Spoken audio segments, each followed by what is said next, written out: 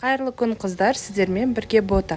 Мен бүгін сіздерге өріктен немесе қара өріктен варенье жабу тәсілімен бөліскім келеді. Видеоны соңына дейін қарап, менің арнама тіркелуді ұмытпаңыздар.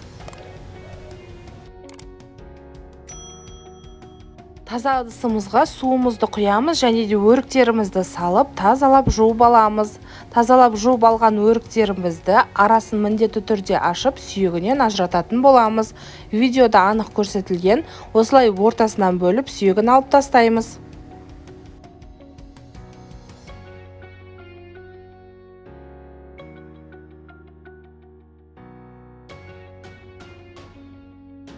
Сүйегінен ажыратып алған өріктерімізді қайнататын ыдысымызға осылай теріп шығамыз. Өріктің бәрін бірден салып тастауға болмайды. Олай жасасаңыздар, қайнатуға қойған кезде түбі жабысып, немесе езіліп кетеді. Қыздар, мен 1 килограмм өрікке 600 грамм қанттан қостым.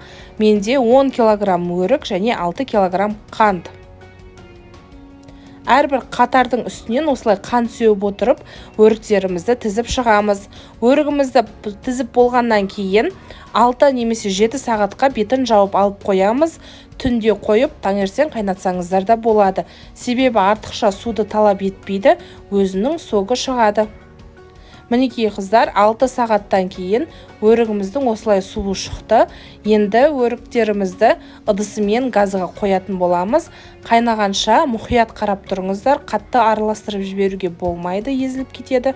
Түбін жаймен қозғап тұрыңыздар. Өріктеріміз қайнап шыққаннан кейін бетіндегі көбігін алып тастасаңыздар да болады. Алмай сол күйі қайната берсеңіздер де болады. Түбін қозғаған кезде мұқият болыңыздар, түбі жабысып қалмасын, және де өріктеріңіз езіліп кетпейтіндей етіп қозғаңыздар.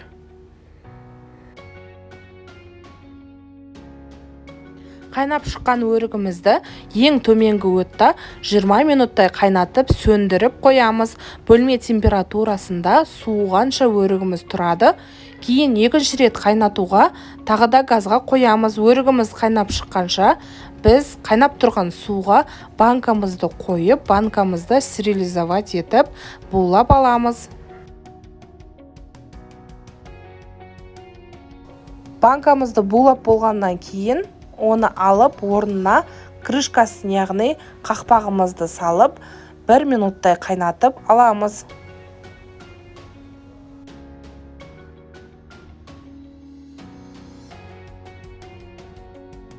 Екінші рет қайнап шыққан өрігімізді тағы да 20 минут бойы қайнатып болған соң, стерилденген банкаларымызға құйып шығамыз.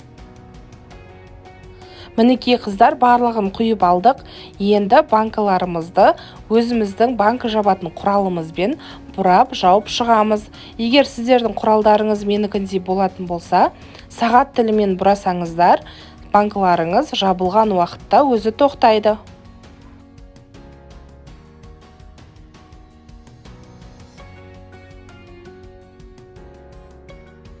Жабылған банкаларымызды тексеруді ұмытпаймыз қыздар. Егер дұрыс жабылмаса, қолымыз кішкене суланып тұрады.